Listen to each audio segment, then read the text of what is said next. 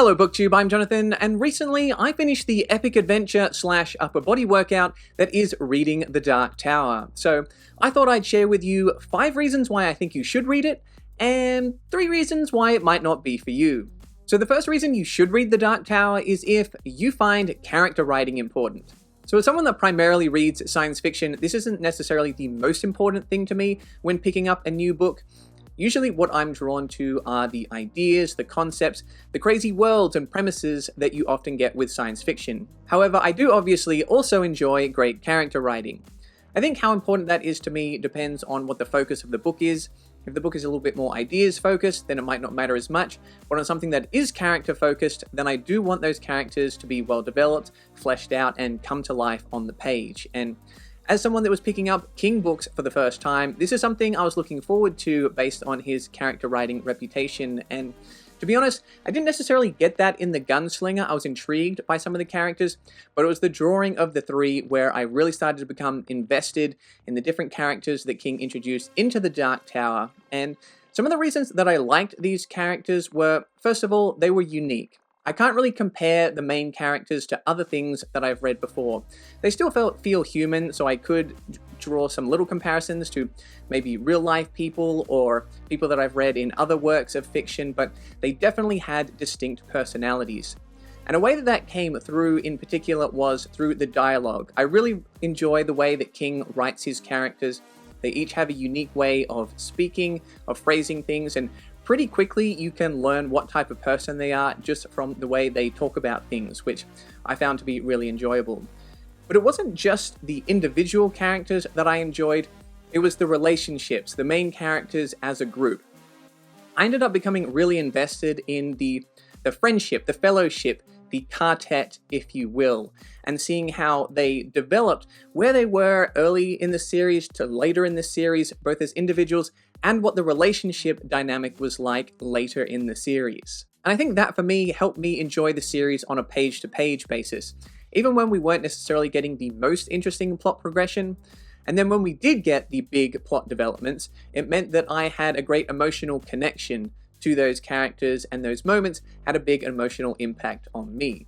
So if that's the kind of thing that you're looking for, you might just find it in The Dark Tower.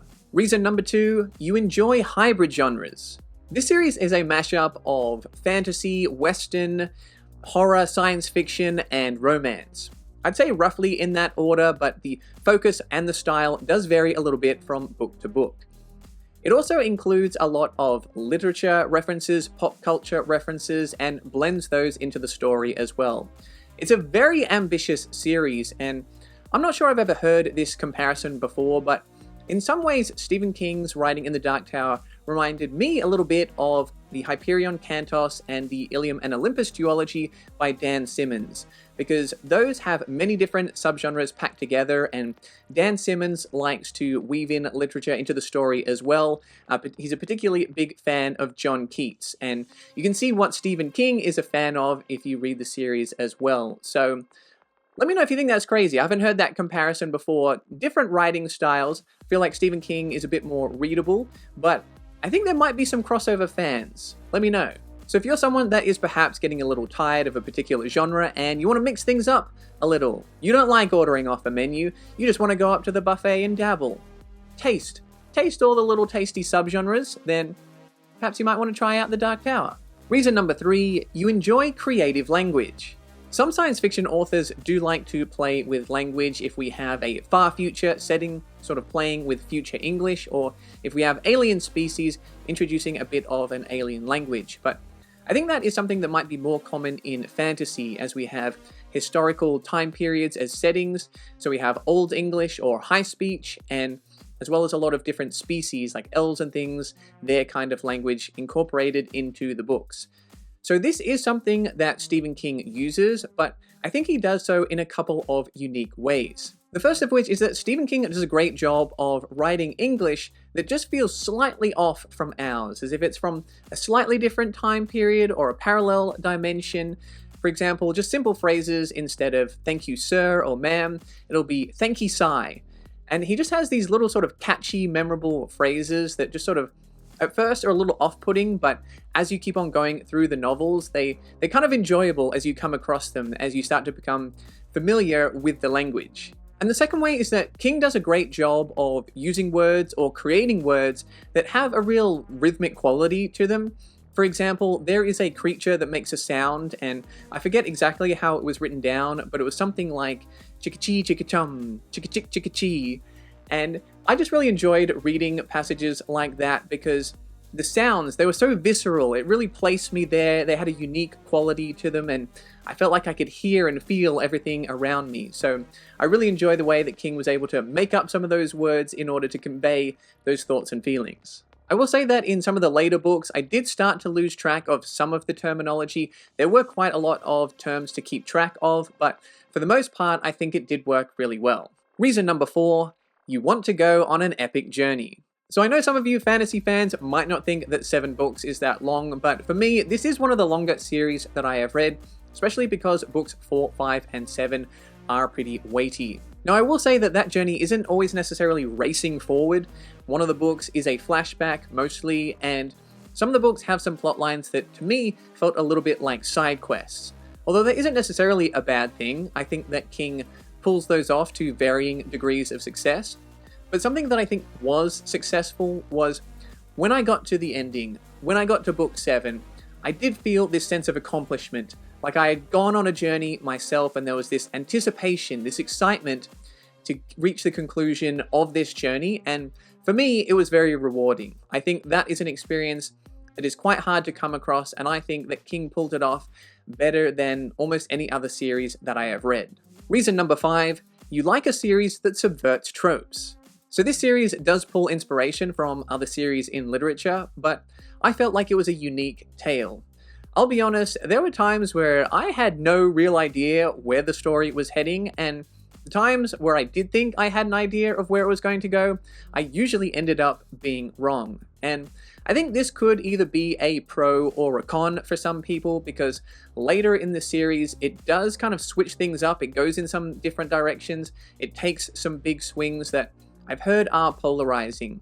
Personally, I liked some of the changes. I don't know if all of them necessarily stuck the landing, but for the most part I was on board with some of the weird choices that Stephen King made. So while this might not be for everyone, if you're looking for something that goes in a bit of a different direction, does some things differently, The Dark Tower does some things differently.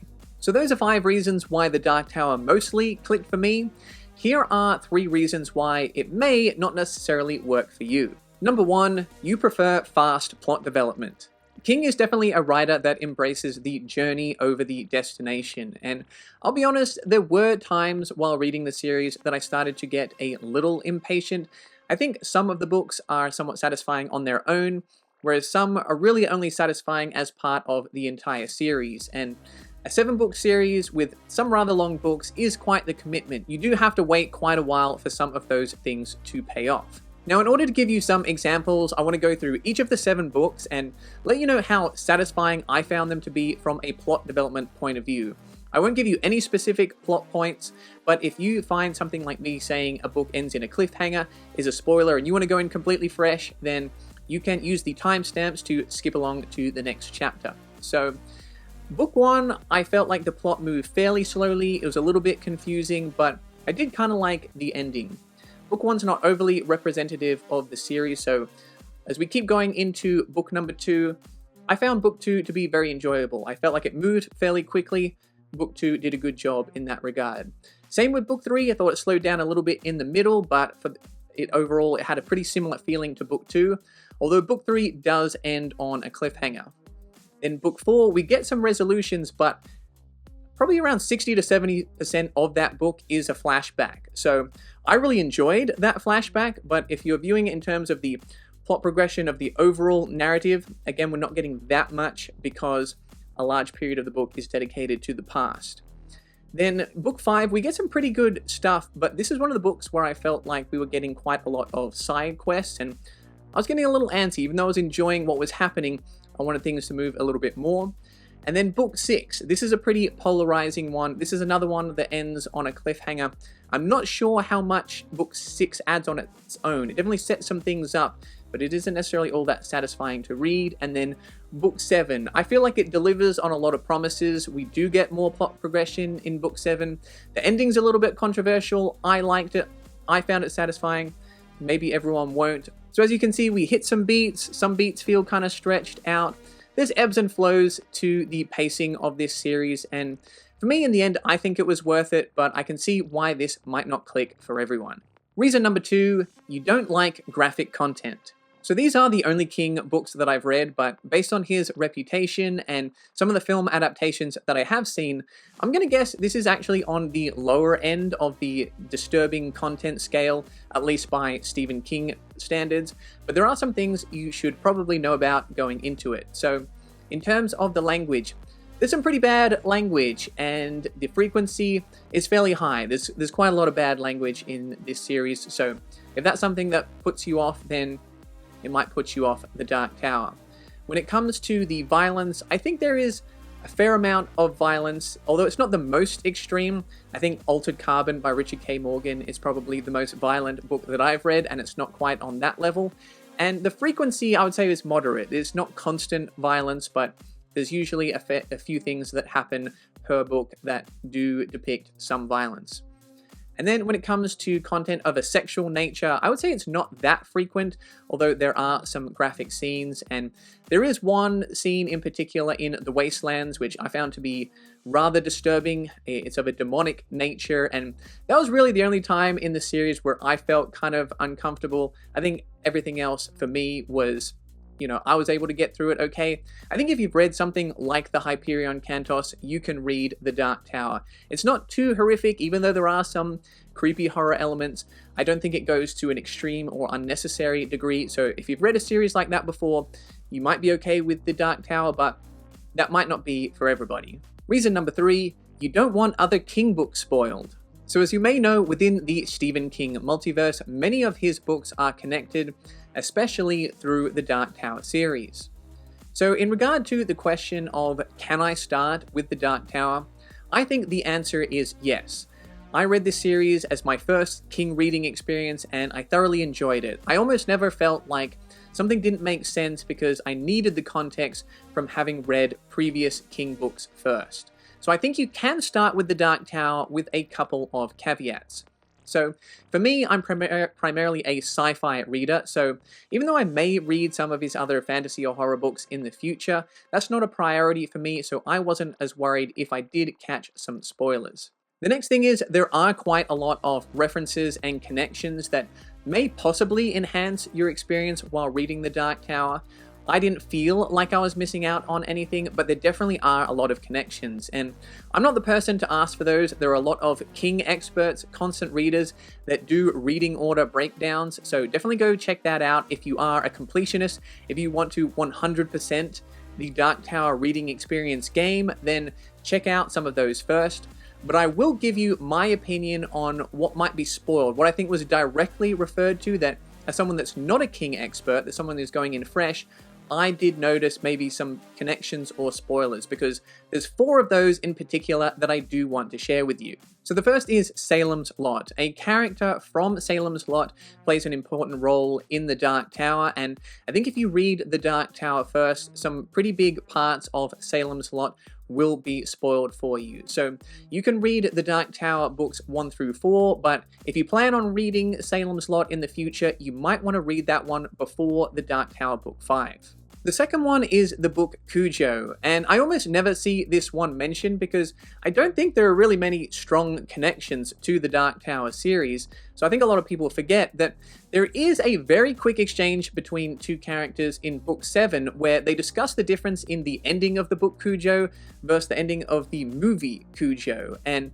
I felt like that was a bit of a spoiler. So if you're worried about the ending of Cujo being spoiled for you, you might want to read Cujo before the Dark Tower book 7. And then these next 2, I don't think they were really spoiled in any way, but they are either directly referenced or quite heavily connected with the Dark Tower series, and that is Insomnia and The Stand. I don't think these are must-reads, but if you are someone that is planning on reading other King books before The Dark Tower, I'm sure there's a bunch that some King experts will recommend, but from the perspective of someone that is new to King, those were the two that stood out to me. So those are some reasons why you may or may not enjoy reading The Dark Tower. In the end, for me, I think it was a worthwhile journey. I ended up giving 5 of the books 4 stars and 2 of the books 5 stars. If you want to know which one specifically, you'll have to stick around because in a couple of weeks, I'm going to be doing a Dark Tower ranking from best to worst, with the help of a couple of guest booktubers. I hope you found this video helpful. If you are interested in picking up the Dark Tower books, check out the links in the description for some discount codes to buy them.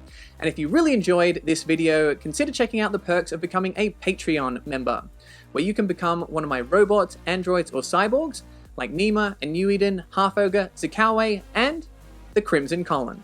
And you can find more sci-fi content over here.